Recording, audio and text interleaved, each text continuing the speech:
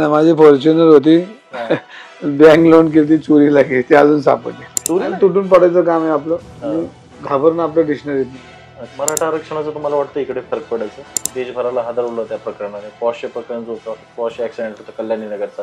पोरग दारू पेते, पोरं लोकांना उडवते, जीव घेते, त्याला निबंध आले. पण ह्याच्यामध्ये त्या पॉपचे हप्ते पोलिसांना जातात. आजचे विचार देशामध्ये विभाजनाचे आणि काँग्रेसचे विचार जोडण्याचे. कायदा सुव्यवस्था कशी वाटते महाराष्ट्रात? वैताग गँगे, पब संस्कृती, हप्ता संस्कृती, रोज मर्डर होत आहे. किती केसेस आहेत तुमच्या मोबाईलवरती? काय बघता संध्याकाळी? एकदम रिलॅक्स झाले, घरी गेले तुम्ही, मोबाईलवरती स्क्रॉल करता? अच्छा, 30 वर्षात एक पिक्चर अख्खा कधीच बघितला नाही. पण पुन्हा हे आमचं वाढलं नाही, पुन्हा आमचं सुजलं. बाकी एक गाणं म्हणा ना सर. नाही कधी जोक सांगा. जोक बी नाही सांग, काहीच केलं नाही मी आयुष्यात. होय.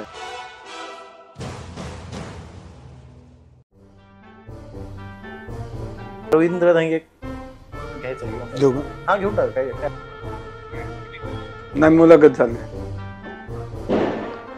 श्वास असतो नेत्यांचं. कंटिन्यू फोन चालत असतो. सो आपल्यासोबत आहेत रवींद्र धंगेकर. सो सर, माझं नाव सचिन आहे आणि आपण हे सवाल सिरीज चालवतो जसं मी सांगितलं तुम्हाला. सो आमच्या जनतेला तुमचा प्रवास आणि तुमची जी सध्याची कारकीर्द आहे सगळ्याबद्दल आपल्याला चर्चा करायची. सुरुवात आपण तुमच्या राजकीय प्रवासापासून करू की राजकीय प्रवास कसा सुरू झाला? मी शाळे जीवनापासून संघटन करण्याचं मला आवड होती. मित्र परिवार गोळा करणं, त्यांच्यावर राहणं, त्यांच्यावर फिरणं, त्यांच्या त्या काळामध्ये काय अडचणी असेल ते सोडवण्याचा प्रयत्न. म्हणजे त्या लेवलला म्हणजे समजा एखादा मुलगा आहे, त्याच्या घरी काय अडचणी आल्या त्यावर जायचं, त्याला मदत करायची. आणि तसं मी कबड्डी संघात होतो, कुस्ती खेळत होतो. अच्छा. त्यामुळे एक परिवार, एक मित्र परिवार, एक खेळाडू आम्ही सगळे एकत्र येऊन आणि मग तिथून संघटन करायची मला सुरुवात झाली. आणि संघटन करत असताना मग शिवसेनेकडे कसा गेलो, त्या शाळे जीवनापासूनच शिवसेनेकडे गेलो. शिवसेना प्रमुख शाळेत असताना शिवसेनेकडे गेले म्हणजे त्याच शाळेमध्ये? मी राजधंदाच्या विद्यालयामध्ये होतो. अच्छा. आणि 6वी 7वीला ते वेळ लागलं मला. अच्छा. आणि ते वेळ लागत असताना मग तिथं माझा प्रवास तो तसा राजकारणाकडे हळूहळू. सुरुवात तुमची शिवसेनेपासून झाली? शिवसेनेपासून. आणि म्हणजे एक सामान्य कार्यकर्त्यापासून तुम्ही चालू केलं होतं शिवसेनेमध्ये. मग शिवसेनेमध्ये तुम्ही गेल्यानंतर म्हणजे तो जो तुम्हाला राजकीय हे पाहिजे तो प्लॅटफॉर्म तो कसा भेटला? म्हणजे इथे तुम्हाला असं वाटलं की नाही याला आपण कंटिन्यू करू शकतो? आता ह्याच्यामध्ये मला शिवसेनेने व्यासपीठ दिलं. शाखा प्रमुख, विभाग प्रमुख, मग उमेदवारी दिली मला महानगरपालिकेची. मग माझी छोटी बहीण नगरसेवक झाली, मी झालो नगरसेवक. असा प्रवास तो. नगरसेवक झाले पहिला. तुमचं एज्युकेशन कुठपर्यंत झालं मग? माझं 8वी पास. 8वी पास. अच्छा. आणि तुम्ही सांगितलं की तुम्हाला कुस्ती खेळायचं आवड आहे, कुस्ती खेळायचं. मी मागच्या वेळेस मी मोहळांचं इंटरव्ह्यू घेतला होता, मुरलीधर मोहोळ सरांचा इंटरव्ह्यू घेतला. त्यांना पण कुस्तीची आवड आहे. म्हणजे पुण्यामध्ये खेळ आणि राजकारण हे एकत्र येण्याचं असं काही समीकरण वगैरे असं काही आहे? असं काय नाही. अनेक लोक बिगर खेळाडू असतात ना राजकारणात, ते राजकीय योगायोग असतो. अच्छा. आणि त्या योगायोगातून आम्ही तसं घरची परिस्थिती हलकीची असल्यामुळे तो पुढे जाताना पण प्रयत्न असायचा नेहमी. संघटन करायचं, खेळायचं, 4 लोकात जायचं, शाबासकी घ्यायची. जर ते आवड पहिल्यापासून अशी निर्माण होत होत होत मग राजकारणाकडे तो कसा गेला. मग नमस्कार करणं, भेटणं तो तर मग घरची परिस्थिती कशी घरची ना एवढी काय लय आम्ही आजही लय श्रीमंत नाही आहे तो. अच्छा. मध्यवर्गीय. वडील काय करायचे? वडील म्हणजे शेती होती, आमचं चुन्याचं दुकान होतं इकडून. अच्छा. अच्छा. पूर्वीपासून तसं खाऊन पिऊन सुखी होतं. सो नगरसेवक झाले, त्याच्यानंतर नगरसेवक असताना असे कोणते म्हणजे तुम्हाला असं वाटलं की म्हणजे इथे या गोष्टी करायला पाहिजे आणि मग त्या गोष्टींवर तुमचं सुरुवातीपासून फोकस होता? सुरुवातीपासून सर्वसामान्य माणसाची नाळ. मी ज्या पेठेमध्ये राहतो ही तर पूर्वी सर्वसामान्य लोक राहणार होते. आता बाजारपेठ झाली. आता एकदम मध्यवर्गीय लोक सगळी, जीवाभावाची लोक आणि एकमेकाला विचारात घेऊन एक आपुलकीचं नातं, एक कुटुंब होणं असं या भागामध्ये तसे 2-4 गल्ल्यांमध्ये काम करताना माझी सुरुवात झाली. ठीक आहे. म्हणजे शिवसेना, त्याच्यानंतर मनसे आणि त्याच्यानंतर काँग्रेस, आणि काँग्रेसला तुम्हाला भेटला मोठा व्यासपीठ. आणि मग तो फेज कसा होता जेव्हा म्हणजे नगरसेवक होते आणि एकदमच तुम्हाला आमदारकीची अपॉर्च्युनिटी समोर आली? नाही, मी तसं 5 वेळा मी नगरसेवक. आणि मनसेकडनं मी पराभूत झालतो विधानसभेला, तशी मी निवडणूक लढवली आणि नंतर पोटनिवडणुकीमध्ये मी निवडून आलो. अच्छा अच्छा. तेव्हा खूप गाजलं तुम्ही, महाराष्ट्रभरानं ऐकलं की who is Dhangekar, who is Dhangekar. Literally त्या वेळेपर्यंत महाराष्ट्राला माहित नव्हतं हु इज धंगेकर. तेव्हा खूप टीका झाली आणि त्याच्यानंतर मग तुमचा एक क्लिप व्हायरल झाला तुम्ही निवडून आल्यानंतर की he is Dhangekar, this is Dhangekar. तर म्हणजे ते कसं, म्हणजे कसे क्षण होते ते आयुष्यात? काय झालं, आयुष्यामध्ये लढाई लढतोच मी, आजही लढतो. आणि एक मोठ्या 17 लोकांबरोबर माझी पूर्वीपासून सुरुवात आहे माझ्या राजकारणाची. या भागामध्ये तसं भाजपचं प्राबल्य पूर्वीपासून आहे.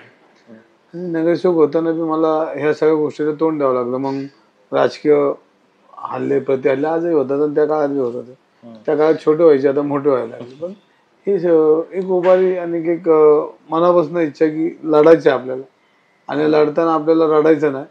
जे लढताना काय जेवढे हल्ले व्हायचे तेवढे होऊ द्या, आणि ते हल्ले परतून लावायची ती आता सवय झाली.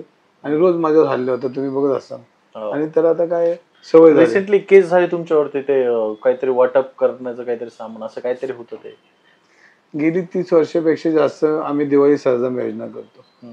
त्याच्या मग माझे मित्र पण आम्ही एकत्र येऊन सर्वसामान्य लोकांबरोबर दिवाळी साजरी करायची. मग आता तुम्हाला सांगतो, ह्या पुणे शहरामध्ये 30 वर्षापासून वाटतं. त्या टायमाला सर्वसामान्य माणसं घरी मोती साबण जातो, आणि मग तो मोती साबण द्यायचा त्यांच्यावर दिवाळी. आपण आपल्या घरी मोती साबण लावतो, त्यांना कोण देणार, त्यांना रांगोळी कोण देणार, त्यांना दिवे कोण देणार, त्यांना आकाशकंदील कोण देणार, त्यांना चांगलं उठणं कोण देणार. एक डोक्यामध्ये छान एक आपुलकीची भावना. याच्यामध्ये काय लय मोठं काय नाही, छोटी पिशवी, पण ती एक आपुलकीची भावना असली पाहिजे. आणि सर्वांसहित आपण सामाजिक जीवनात काम करून सगळ्यांनी दिवाळीचा आनंद लुटला. 1000 लोक सेम होते, पण त्यातलं एक गरीबाला मोती साबण मिळाला तर 1000 लोकांना मिळायचा काय. आणि मग आपुलकीच्या भावनेतून तो विषय असायचा. पण काही कारण नसताना पोलिसांनी माझ्यावर गुन्हा दाखल केला. भारतीय जनता पार्टीच्या लोकांनी आरडाओरडी, आंदोलन, खोटं बोलायचं, रिटर्न पार्टीचे परे पाटील, त्यातनं त्यांनी मग असं केलं. पण ते काही डगमगत नाही. आपण केसेस बिसेसला कधी या विषयात घाबरलं नाही. किती केसेस आहेत तुमच्या अंगावर? आता पण 11 केसेस, सुटून 11 केसेस. कधी जेलला वगैरे जेलला 2 वेळा गेलो, दोन्ही आंदोलन झाले. त्या आंदोलनामध्ये 2 वेळा जेलला गेलो. तेव्हा कोणत्या पार्टीमध्ये? मी मनसेमध्ये. मनसेमध्ये. बरोबर. काँग्रेसमध्ये असताना मी गेलो. हो का? काँग्रेसमध्ये असताना गेलो. भ्रष्टाचाराच्या विषयामध्ये जो करोडो रुपयाचा भ्रष्टाचार झाला मनपाचा, त्याच्यावर थोडं बाचाबाची, आणि त्यातून 15 जेलला गेलो. म्हणजे कायम तुटून पडायचं काम आहे आपलं, आणि घाबरणं आपल्या डिक्शनरीत नाही. समाजासाठी लढायचं, स्वतःसाठी. एक माझी वैयक्तिक भांडणाची एकही केस नाही माझ्या. सगळे आंदोलन, बाकीची आरडाओरडी समाजासाठी. आणि त्याच्यामध्ये एक माझ्यावर गुन्हे दाखल झाले, खोटे बिले गुन्हे दाखल झाले माझे. अच्छा. मग एक काळ होता, म्हणजे तुम्ही जेव्हा काँग्रेसमध्ये जाण्याच्या अगोदर तुम्ही असं म्हटलं जायचं की तुम्ही बीजेपी मध्ये पण प्रवेश करणार होते. परंतु त्यावेळेस बापटांनी तुमच्यावरती म्हणजे खूप म्हणजे असं हे केलं, आरोप वगैरे केला, आणि त्यांनी सांगितलं की म्हणजे मी मंत्रिपदाचा राजीनामा देईल जर रवींद्र धंगेकर जर आमच्या पार्टीमध्ये जर आले. तो काय प्रकरण होता? असं आता बापट साहेब हे आदरणीय, हो 100, ते आता आपल्यात नाहीये, मग त्या विषयावर चर्चा करणं योग्य नाही. अच्छा अच्छा, ठीक आहे. बीजेपी मध्ये जाण्याचं तुमचं त्या विषयावर चर्चेत नाही केली. ठीक आहे. पण दुसरं एक प्रकरण होतं ज्याच्यामध्ये तुमचं खूप नाव आलं आणि जग म्हणजे देशभराला हादरवलं त्या प्रकरणाने. पॉश प्रकरण, जो पॉश ऍक्सिडेंट होतं कल्याणी नगरचा, त्याच्यामध्ये पण तुमचं म्हणजे खूप हे होतं, म्हणजे ते अटक वगैरे होण्यामध्ये तुमचा सहभाग होता. तर तो काय प्रकरण होता, कसं झालं होतं सर? याच्यामध्ये माझ्या शालेय जीवनापासून अन्यायाविरुद्ध आवाज उठवणं हा आपलं पहिल्यापासून. जिथे अन्याय दिसेल तिथं ताकदीने उभं राहायचं. मग समोरचे परिणाम काय होणार आहेत ते सगळे झेलायची तयारी. आणि पोषकात्वातलाच एक प्रकार आहे. माझ्यावर अनेक आंदोलनाच्या केस आहेत. मग पाणी पुरवठ्याचं आंदोलन असेल, मग जनतेचं आंदोलन असेल, मग अनेक वेळेला मी आंदोलन केले. आणि त्या आंदोलनामध्ये शेवटच्या टोकापर्यंत जी लढाई लढायची ती सिस्टीमच्या विरुद्ध, म्हणजे सिस्टीमच्या विरुद्ध आंदोलन करावं लागतं. मग भ्रष्टाचार असेल, बाकीच्या काही गोष्टी असेल, आणि मग ती सिस्टीमची सगळी ताकद, मग त्यांचं प्रशासन, मग त्यांचे लोकप्रतिनिधी, हे सगळे अंगावर येणार. आज बी येतात आणि काल बी येतात. पण पोषकार ज्या पुण्यामध्ये आज छत्रपती शिवाजी महाराजांचं पुणे आहे, आणि पुणे विद्येचं माहेरघर आहे, आणि संस्कारित पुणे. म्हणजे ह्या पुण्याने अनेक राजकीय नेते दिले, देशाला अनेक नेते दिलेत. लोकमान्य टिळक असतील, बाकीचे अनेक लोक असतील, ही लोकांनी मोठं योगदान दिलं. आणि हे पुण्याला तसा मोठा इतिहास आहे. राजमाता जिजामातेने छत्रपतींना घेऊन स्वराज्याची उभारणी केली. ते स्वराज्य इतकं मोठं प्रचंड गेलं तर जगामध्ये ह्या स्वराज्याची कौतुक होतं. आणि स्वराज्य उभं करताना छत्रपतींचा इतिहास हा जगाला एक मोठा इतिहास या पुण्याने दिलाय. त्यामुळे पुण्यामध्ये पब संस्कृती असेल, गुन्हेगारी संस्कृती असेल, पुण्याला काळिंबा लागण्याचे जे प्रकार होतात त्यासाठी आवाज उठवला पाहिजे होता. तो उठवला. त्याच्यामध्ये पोषकांमध्ये अनेक राजकीय नेते होते, पोलीस अधिकारी होते, मोठे बिल्डर होते. पण मला अनेक लोकांनी येऊन सांगितलं की तू बाबा थांबा, उद्या तुला ह्याचा त्रास होईल किंवा काही लोक ते काही करू शकतात. पण म्हणलो विषय असा आहे की मी रवी धंगेकर एकटा नाही, ह्याच्या मागे जी आज आमची पिढी ही या बारमध्ये, पोषकांमध्ये किंवा हे पबमध्ये वाया चालली, हे कुठेतरी थांबलं पाहिजे. मग मी थांबवायला जनतेचा जोपर्यंत पाठिंबा आहे तोपर्यंत मी लढणार आहे. ज्यावर्षी जनतेचा पाठिंबा नसेल त्यावर्षी नाही लढू शकत. पण त्याच्यामध्ये 15 ते 25 वर्षाच्या वयातली मुलं घराच्या बाहेर पडायला. आणि मला अनेक लोक भेटले, अनेक आमच्या महिला भगिनी भेटल्या की दादा, म्हणजे एक महिला मला भेटली, दादा आमचं पोरगं सकाळी यायचं घरी, आता ते रात्री 10ला झोपते आणि कुठं जात नाही, आम्हाला सुखी झोप लागते. तर हे तुम्ही जे पोषकांमध्ये केलं, आई वडिलांना अटक होती, त्या बारमध्ये पबमध्ये 18 ते 25 पोराला घेऊ नका, ते जे तुम्ही आंदोलन केलं त्यामुळे ते इतकं प्रचंड आम्हाला त्याचं समाधान वाटतं. मी तुम्हाला मत नाही दिलं म्हणले, पण मी तुम्हाला आशीर्वाद देऊ शकते का आई म्हणून. आणि मग ह्याच्या पुढे तुम्हाला मत द्यायचं का नाही हे नंतर ठरवून, पण आई म्हणून तुम्हाला इतका मी मोठा आशीर्वाद देते की आम्ही सुखाने झोपतो आणि आमचा मुलगा सुखी राहिला. त्याच्यामुळं मला तुमच्याबद्दल लय अभिमान आहे आणि भविष्यामध्ये तुमच्या पाठीमागे आम्ही उभे. ते न्यूज अशा पण आल्या की म्हणजे जेव्हा ते प्रकरण घडलं त्याच्यानंतर पोलीस स्टेशनमध्ये त्या पोरला घेऊन गेले, त्याला पिझ्झा वगैरे खायला दिलं आणि अटक होत नव्हती सुरुवातीला. मग तुमची काय भूमिका होती त्याच्यामध्ये अटक होण्याच्या? त्याच्यामध्ये जी मुलं गेली ती आपल्या महाराष्ट्रातली नव्हती, बाहेरची होती. हो हो. आणि एखाद्या प्रदेशामध्ये, एखाद्या राज्यामध्ये पुण्यातली सिस्टीम आणि पुण्यातले पोलिस आणि पुण्यातली लोक ही किती चुकीची वागतात हा मेसेज जायला नको म्हणून ते आंदोलन केलं आणि त्या मुलांना न्याय द्यायचा प्रयत्न. शासनाने त्यांना मदत केली, बाकीच्या गोष्टी केल्या. ज्यांनी त्या मुलांना ओढलं, फरफडत नेलं, म्हणजे कुत्र्या मांजरासारखं त्यांची अवस्था केली आणि तुकडे झाले त्यांचे. आणि त्या मुलांना पोलीस जर पिझ्झा आणि बर्गर खाऊ घालत असेल आणि घरी पाठवत असेल आणि बाल न्यायालयात न्यायचं बोले तुम्ही निबंध लिहा, पोरग दारू पिते, पोरं लोकांना उडवते, जीव घेते आणि त्याला निबंध लिहा. म्हणजे असे सिस्टीम खराब पोलिसांनी चुकीच्या पद्धतीने ते 2-2 एफआयआर फाडले. एका केसमध्ये 2-2 एफआयआर फाडायची नामुष्की पोलिसांना. म्हणजे जनतेचा रेटा ज्यावेळेला उभा राहतो, जनता रस्त्यावर येते त्यावेळेला असे गुन्हेगार किंवा असे पैशांनी माज असलेली लोक ही ज्यावेळेला जेलला बसतात, त्यामुळे समोरच्याला लक्षात येतं की याच्या पुढे तर असं केलं तर पुणेकर सोडणार नाही. आणि आम्ही परिवार म्हणून काम करतो, कुटुंब म्हणून काम करतो. आमची मुलं आहेत, आमच्या मुली आहेत, सगळेच आपलं कुटुंब आहे. आणि जर पबच्या बाहेर उघडे नागडे जर पडत असेल तर मग आम्ही लोकप्रतिनिधी म्हणून डोक्यावर तो राजमुकुट मिळवण्यात काय अर्थ आहे? मग शेवटी मग हे पद कशासाठी पाहिजे? का राजमुकुट आहे, काय लढण्यासाठी, का समाजासाठी? ह्याचा विचार माझ्यासारखा कार्यकर्ता नेहमी करतो. हे पद येणार जाणार, पण जो पण आपण आहे तो पण न्याय द्यायचा जनतेला प्रयत्न केला पाहिजे. आणि त्याच्यामध्ये मला इतकं बरं वाटतं की त्या जे माजुरी लोक ते जेलला आहेत. आज सुप्रीम कोर्टाचं बी त्यांचा मागच्या आठवड्यात का काय तो बी जामीन फेटाळ. म्हणजे ह्या सिस्टीम इतकी चुकीची वागते. हे आपल्या समाजापुढे आलं, पब संस्कृती बंद झाली, आमची मुलं सुखी राहावीत. काय आता सगळं पुन्हा बदललंय का? नाही, इथं अजूनही दारू मिळतो, गांजा मिळतो, पब मिळतो. पब एवढे कसं काय? म्हणजे पुण्याला शिक्षणाचं माहेरघर म्हटलं जातं, कल्चरल राजधानी म्हणजे सांस्कृतिक राजधानी म्हटलं जातं. मग हे अचानक एवढं पब कल्चर कसं वाढलं? एवढं मुंबई नंतर पुण्यामध्ये एवढे पब आहेत, कोणाच्या आशीर्वादाने चालू आहे तेवढं? ह्याच्यामध्ये अर्थकारण मोठं झालं. पोलिसांना पैसे मिळायला लागले, जो पब चालवतो त्याला पैसे मिळायला लागले आणि ह्याच्यामध्ये प्रचंड अर्थकारण. आणि अर्थकारणामुळे हा एक व्हिडिओ बघितला म्हणजे पोलिसांना तुम्ही ती लिस्ट घेऊन गेलेले की तुमच्या जवळ तुम्ही या पब कडनं 1 लाख रुपये घेतले, इथून 70,000 रुपये, ते एक हे होतं ते लिस्ट. नाही, याच्यामध्ये हप्ता तर मिळतो, पोलीस काय लपून राहिलं नाही. कोणी काय जर साजूकीच्या गोष्टी करतो त्यात काय नाही, पण ह्याच्यामध्ये त्या पबचे हप्ते पोलिसांना जात होतच. आणि त्यामुळे होतं. नाही तर असे कुठे बेकायदेशीर व्यवसाय कित्येक पब पाडले आणि कित्येक पबच्या लायसन्स काढले. पण ह्याच्यामध्ये आजही ती संस्कृती चालली. पोलीस दुर्लक्ष करतात, पण आपण लढायचा प्रयत्न करतोय आणि करणार आहे. तेवढं इम्पॅक्ट पडला मग ते पॉश शिकार प्रकरणानंतर पब कल्चरवरती थोडं त्यात परिणाम झाला. त्यात म्हणजे आज 25 वर्षाच्या आतला मुलगा तिथं दिसत नाही, दिसला तर लोक फोन करतात, आम्ही मग नंतर अधिकाऱ्यांशी बोलतो. आणि नाही ऐकलं तर शेवटी लोकशाही, डॉक्टर बाबासाहेब आंबेडकरने संविधान दिले, मग लढायचं.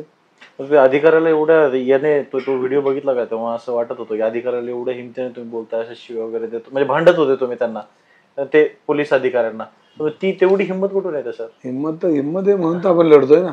आणि विषय की हिंमतीचा विषय नाही की आतून येते, आतून आहे. म्हणजे माझं परिवार आहे, माझी मुलं आहेत, माझं कुटुंब आहे, हे सगळं आपलं कुटुंब आहे. आणि आपली लहान लहान मुलं जर अशी करत असेल, कोणी ते बोललं पाहिजे.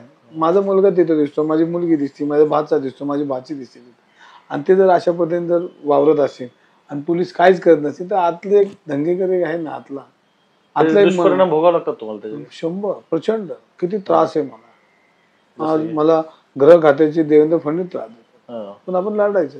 शेवटी लढणं आहे. स्वराज्य लढताना छत्रपतींना किती अडचण झाली, आपण तिथले छोटे, त्यांचं आपण नका एवढे नाही, पण त्यांचे आदर्श आपल्याला आहे. त्यांनी जे स्वराज्य उभं करतात त्यांनाही देवत झाले. मी कोणी कुठल्या झाडची पत्ती आपण, पण एवढे मोठे त्यांना एवढा त्रास आहे तर आपण कोण, आणि तो होत होता. सध्या महाराष्ट्र कोर कमिटीमध्ये काँग्रेसची जी कोर कमिटी, त्याचं कसं चाललंय सर? नाही बघा, मी काँग्रेसमध्ये सगळ्या नेत्यांना मनापासून धन्यवाद देतो. आणि माझ्यासारखे सर्वसामान्य कार्यकर्ते, मी काय म्हणजे माझं उदाहरण सांग, मला 16 महिन्यामध्ये नॅशनल पार्टीचं 3 वेळा तिकीट, 2 विधानसभा 1 लोकसभा.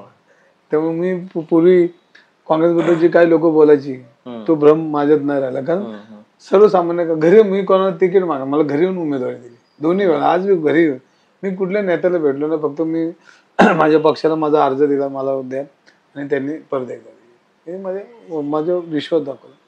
आणि त्यामुळे आता काँग्रेस सारखा पक्ष कुठल्याच पक्षात नाही, म्हणजे देशामध्ये नाही, की सर्वसामान्य माणसाला ते पक्ष न्याय देतो. पण महाराष्ट्र काँग्रेसचा हेड कोण सध्या, म्हणजे खरा हेड पॉवर कोणाचा? आता इथं सामुदायिक नेतृत्व आहे, पक्षाची सगळे लोक एकत्र बसून तो निर्णय घेतात. एक माणूस काँग्रेस पक्ष चालवत नाही. काँग्रेस पक्षात सामुदायिक निर्णय होतात, आणि त्यामुळे सामुदायिक निर्णय होताना कोण पक्षाचे लीडर नाही, फक्त पक्षाचे कार्यकर्ते आधी जे आहेत, अध्यक्ष आहेत, बाकी पुण्यातले महाराष्ट्रातले अध्यक्ष एकत्र बसून निर्णय घेतात. साधक बाधक चर्चा होऊन सगळ्यांच्या विचारने सगळं ठरतात, ते एका माणसाच्या ह्याच्यावर ठरतात. अच्छा.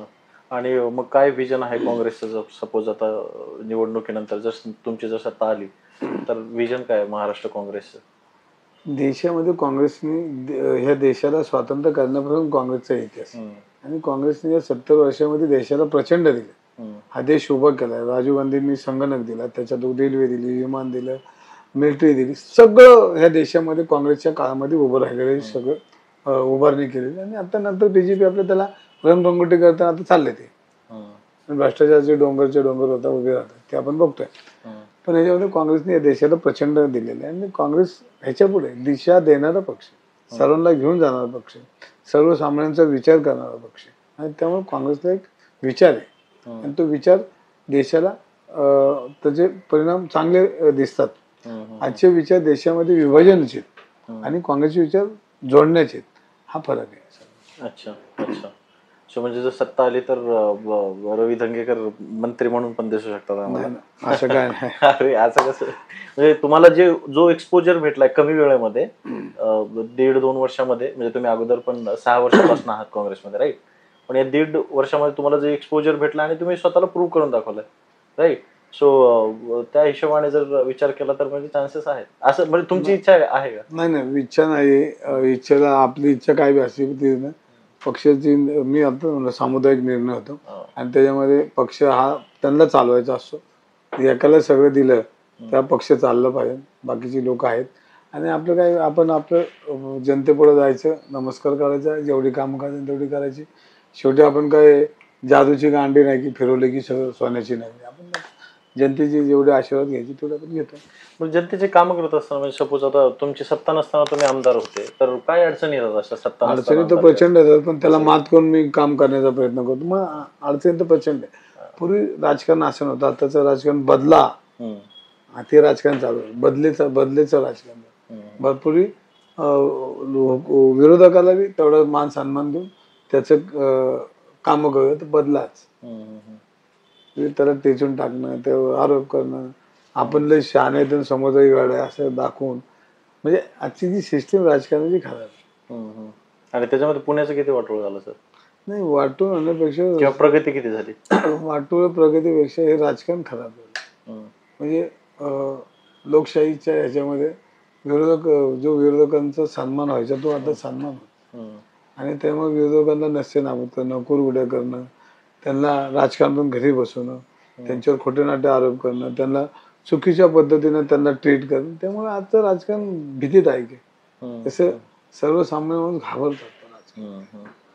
एक केस तुमच्या परिवारावरती म्हणजे तुमच्या अर्धांगिनीवरती पण एक केस पडली, मी असं ऐकलं, ते वक्फ बोर्ड जमीन समथिंग असं काहीतरी प्रकरण होतं ते. मग मी ते आत्ताच म्हणलो ना, 1962 साली ही जमीन कोर्टाने लिलाव करायला लागली. ती जमिनीनंतर 4 महाराजांनी पाचवा आम्ही, आणि आम्ही ही जमीन घेऊन 10-15 वर्ष झाली आणि त्याचे बांधकाम पूर्ण होत आले. आणि लोकसभेत ते मुद्दा आला. मग लोकसभेत मुद्दा आला, मग आम्ही ती नोटीस हायकोर्टामधनं रद्द करून घेतली.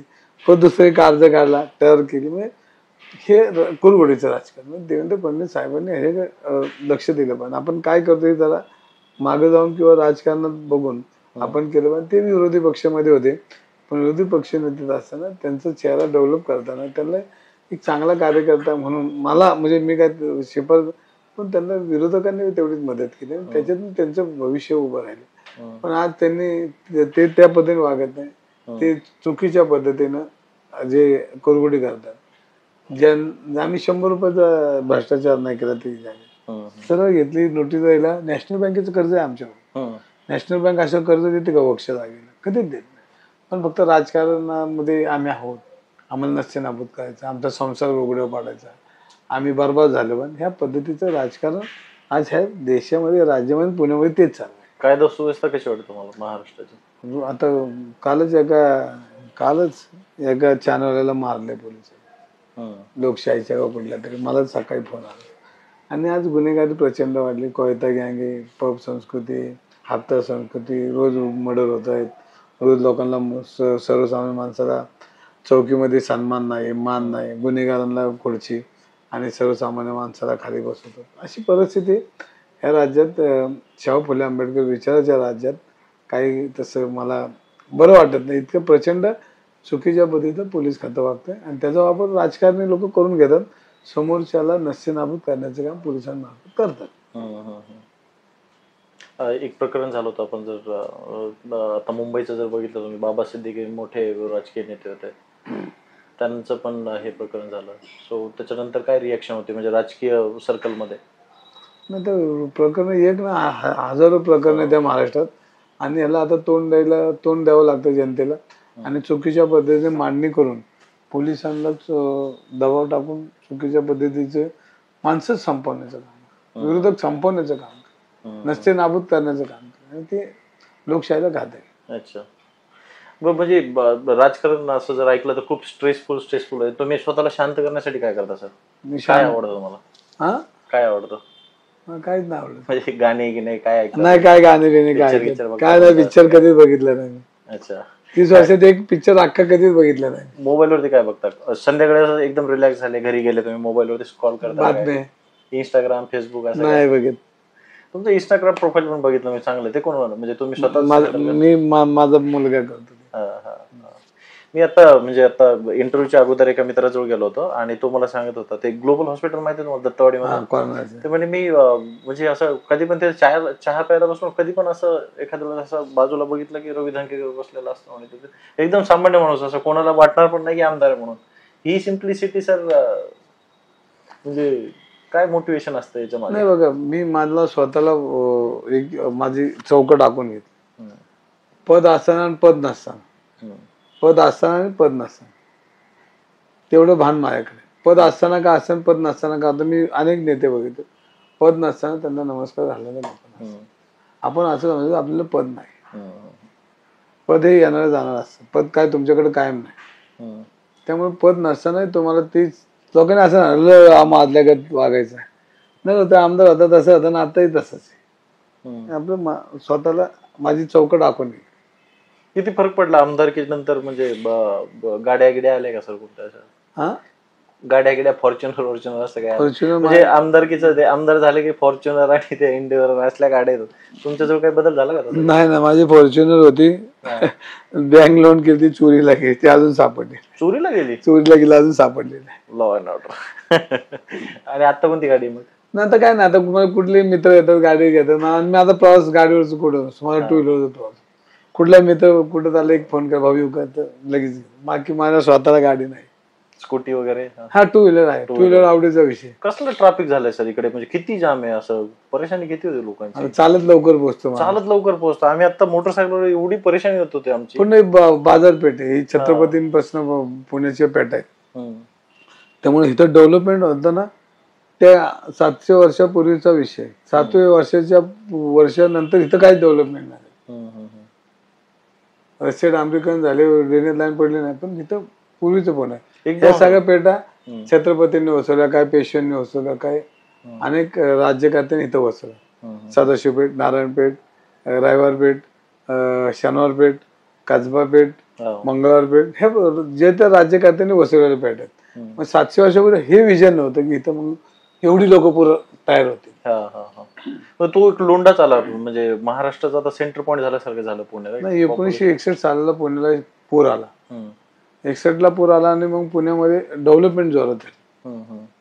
पुणे तसं निसर्गाच्या दृष्टीने पुण्याला योगदान मोठं आहे. पुण्याच्या आजूबाजूला डोंगर आहे. पुण्याच्या आजूबाजूला पाण्याची धरणं आहेत. पुण्याच्या डोक्यात 4 धरणं आहेत. वरसगाव आहे, खडकवासला आहे, पानशेत, अजून 4 धरणं आहेत. आणि पुण्याच्या बाजूला हवामान, ह्या सगळ्या गोष्टी त्या काळामध्ये एकदम प्रचंड होत्या. म्हणजे रिटायरमेंटचं पुणे, एखादा माणूस रिटायर झाला महाराष्ट्रात तर राहायला कुठं जायचं तर पुण्यात. आणि मग पुण्यात रिटायरमेंटचं पुणे तर इतकं प्रचंड. आम्ही लहानपणी आम्हाला दत्तवाडीच्या पुढं माणूस नाही दिसायचं, झाडं दिसायची, जनावरं दिसायची, माणसं कमी दिसायची. आज पुण्याचे मुंबईला धडकलं, इकडं सातारला धडकलंय, इकडं फार 4ही बाजूला पुण्याला. म्हणजे आता एवढी लोकसंख्या झाली, पायाभूत सुदैव ताण पडतोय, सगळ्या गोष्टी आहेतच, त्याला आता नाही लागेल. पण पुन्हा हे आमचं वाढलं नाही, पुन्हा आमचं सुजलं. पुन्हा वाढलं नाही, पुन्हा सुजलं. ती सुजताना वाढताना पुण्याची डेव्हलपमेंट आहे. सगळी गावं आम्ही पुण्यामध्ये घेतली, ग्रामपंचायती घेतल्या, आणि ग्रामपंचायतीचे कामं जी आहेत मग ती बांधकामं, ते तसंच आमचे आतमध्ये आलं आणि आमच्याकडे डेव्हलपमेंट नाही. म्हणजे पुण्याचं कसं होतं की अगोदर लोक राहायला जातात, त्याच्यानंतर डेव्हलपमेंट होतं. जगामध्ये काय अगोदर तिकडे इन्फ्रास्ट्रक्चर बनतं आणि नंतर लोक राहायला जातात. पुण्यामध्ये उलट झालं तसं. पुण्यामध्ये लोक राहायला आले, टाप टाप टाप बघितलं, आणि मग पुण्याचं 11-11 झालं. तरी पुण्याला निसर्गामुळे पुण्याला योगदान म्हणतं, मी ते म्हणलं ते. काय विजन आहे तुमचं पुण्यासाठी? आता याच्यामध्ये विजन, पहिली गोष्ट ह्या पायाभूत सुविधा, बाकीच्या गोष्टी आहे, ट्रॉफिक आहे, प्रदूषण आहे, बाकी सगळ्या गोष्टी, त्याच्यावर मोठं काम करावं लागेल. हे काय महिना 2 महिना, वर्ष 2 वर्षाचं काम नाही, हे पुढचे 100-200 वर्ष पुढचं काम करावं लागेल. कुणी राज्य करते होते म्हणजे आपल्याकडं ब्रिटिशांचं कौतुक करत नाही, पण ब्रिटिश पुढच्या 200 वर्षांचं डेव्हलपमेंट बघून काम. आमच्याकडं कॅम्पमध्ये गेले आजही तुम्हाला स्वच्छ हवा मिळते, बांधकाम यामुळे असेल, रस्ते असतील, ते एकदम प्रचंड डोळ्यासमोर ते एक विजन ठेवून केलेलं होतं. मी काय ब्रिटिशांचं कौतुक नाही करत, नाही ते लोकांना वाटतं ब्रिटिश. अजून म्हणतील की काँग्रेसवाले त्यांना ब्रिटिश आवडत, ते काँग्रेसवाले आहेत आणि हे ब्रिटिशांसोबत अगोदरपासून कनेक्टेड आहेत. ब्रिटिशांबरोबर काँग्रेसवाले नव्हते, ब्रिटिशांबरोबर विरोधक होते. काँग्रेस ब्रिटिशांच्या विरोधात लढत होती, पण ब्रिटिशांबरोबर हे सगळे ब्रिटिशांबरोबर होते. कोण होते? आताचे राज्यकर्त्यांचे वारसदार. अच्छा, हे कॉन्ट्रोवर्शियल. कोण होते, नाव सांगा जरा. नाव नाही. सो म्हणजे इन्फ्रास्ट्रक्चरचा एक प्रॉब्लेम आहे, त्याच्यावरती एक काम करायचं तुम्हाला, राईट? मेट्रोचा फायदा झाला पुणेकरांना? नाही, मेट्रोचं DPR काँग्रेस पक्षाने केलं. म्हणजे राजीव गांधींनी ज्यावेळेस संगणक आणलं त्यावेळेस सगळे आपल्या देशामध्ये ग्लोबल, म्हणजे एकदम अत्याधुनिक देश बनवायचे हे राजीव गांधींचं स्वप्न होतं. अच्छा. पहिली दिल्लीमध्ये मेट्रो काँग्रेसने बनवली, चालू केली, आणि त्यानंतर पुण्याचा DPR हा काँग्रेसच्या काळामध्ये सत्तागिरी तो विषय नाही. पण हा सगळं उभं करताना काँग्रेसने हे सगळं तयार केलं, आणि ते आता त्याची सुरुवात झालेली. पण त्याला आता अजून स्पीड दिलं पाहिजे, गती दिली पाहिजे. त्याच्यामध्ये मग शहरांमध्ये वाहनं कुठली आली पाहिजे, कुठली गेली पाहिजे, मेट्रो स्टेशन आहे, मग त्याच्या आजूबाजूला गाड्या कशा आल्या पाहिजे, किंवा छोट्या गाड्या, ई रिक्षा करून लोकांची स्टॉप कोणती तिथपर्यंत लोक गेले पाहिजे, म्हणजे रस्त्यावर गाडी कशी नाही येणार त्यासाठी काम करावं, त्याला प्रचंड काम करावं. अच्छा, तर तुम्ही मेट्रोच्या फेवर मध्ये त्याला फक्त इन्फ्रास्ट्रक्चर वाढवावं लागेल अजून म्हणजे तुमचं. आणि सिटी बसेसचा पण एक प्रॉब्लेम आहे हा सर. तोच मी आता ही म्हणलं त्या पद्धतीनं ते सगळं लाईनअप केलं पाहिजे. Right right. सो मराठा आरक्षणाचं तुम्हाला वाटतं इकडे फरक पडेल सर? नाही बघा, मराठा समाज हा मोठा समाज आहे या महाराष्ट्रामध्ये, आणि अनेक मराठा समाजाची कुटुंब आम्ही जवळ पाहतो, माझे मित्र आहे, माझा परिवार आहे, आम्ही एकत्र राहतो. आणि मुलांची शिक्षण असेल, नोकरीचा विषय असेल, बाकीचे काही ज्या गोष्टी आहेत, शासनाचे जे अनुदान पाहिजे, त्यांना शिक्षणाला सवलती मिळणे, हा प्रचंड त्रास आहे. आणि त्यातनं गरीबातला गरीब होत चालला आणि श्रीमंताचा श्रीमंत होत चालला. आणि त्यामुळे मराठा समाजाची मुलं आमची मग रिक्षा चालवणं, मग घरामधले प्रॉब्लेम, मुलांना शिक्षण नाही, सगळ्या गोष्टी त्यांच्या तो विषय प्रचंड त्यांना भोगावं लागला, कौटुंबिक बरेच. आणि त्यामुळे त्यांना एक न्याय मिळालाच पाहिजे, आणि तो मिळताना सगळ्यांना मिळतो तर त्यांनाही मिळाला. काँग्रेसची काय भूमिका आहे मराठा आरक्षणावरती सर? क्लिअर करू शकतो? आता पक्षाची भूमिका मी सांगू शकत नाही, पण मराठा आरक्षणाच्या माझी वैयक्तिक भूमिका सांगतो की आरक्षणाचा हा पक्षाचा विषय आहे, कारण पक्षाचे विचार मांडणारे अनेक लोक आहेत, पण त्या मुलांना शिक्षण मिळलं पाहिजे, चांगलं नोकऱ्या मिळलं पाहिजे, ते उभी राहिली पाहिजे. आज देशामध्ये त्यांचंही मोठं योगदान आहे मराठा समाजाच्या, महाराष्ट्रात त्यांना मदत झालीच पाहिजे, या मताचा मी आहे. शेवटी आपल्या शेजारचा माणूस उपाशी आहे, आपण गोडधोड घालणं ते योग्य नाही. ओके, बिलकुल बिलकुल, म्हणजे सिरियस इश्यू आहे, ऍड्रेस केला पाहिजे सर. बाकी एक गाणं म्हणा ना सर. नाही कधी जोक सांगा. जोक बी नाही सांगता, काहीच केलं नाही मी आयुष्यात. आयुष्यात मी पिक्चर बघितला नाही, आयुष्यात कुठे फिरायला नाही गेलो, आयुष्यामध्ये माणसांमध्येच आहे. खायला काय आवडतं तुम्हाला ते सांगा. खायला काय, साधी भाजी भाकरी काय चांगलं आवडतीचं रेस्टॉरंट इथे कुठे नाही. आता त्याच्या पलीकडे गेलो, एखादी ह्याच्या पलीकडे गेलो, खाण्यापिण्याच्या पलीकडे. तरी पण एक चव असते की तुम्हाला असं या हॉटेलमध्ये गेलं की असं एखादी गोष्ट खायला आवडते अशी? नाही, आमच्याकडे वैद्य मिसळ आहे, ती पूर्वीपासून 100 वर्षाची वाटते, तिथं जातो मध्ये आधी. म्हणजे काय जातं तिथे, काय तिखट मिसळ? नाही नाही, असे साधं ते आता पूर्वीपासून खातो, आणि आपल्याला परदेशी जवळच आहे. अच्छा, ठीक आहे ठीक आहे. बाकी तुम्हाला इंटरव्ह्यू कसा वाटला सर? नाही तर तो हे इंटरव्ह्यू आता तुम्ही जर लोकांनी बघितलं, मी तुम्हाला सांगेन तुम्हाला कसं वाटलं? नाही, आपण चांगलं वाटलं. शेवटी तुम्ही तुमचे विचार, तुम्ही तुमचं, आणि तिथं काय जो माईन तो आपलं म्हणजे नाही का, आपल्या घरी आलेला अतिथी देव हो, त्याला मग आपण त्याला आनंदात पाठवायचं का. तुमच्या ऑडियन्सला सांगा सर, सचिन स्पेसला सबस्क्राईब करा. सचिन स्पेसला सबस्क्राईब करा. ओके, धन्यवाद.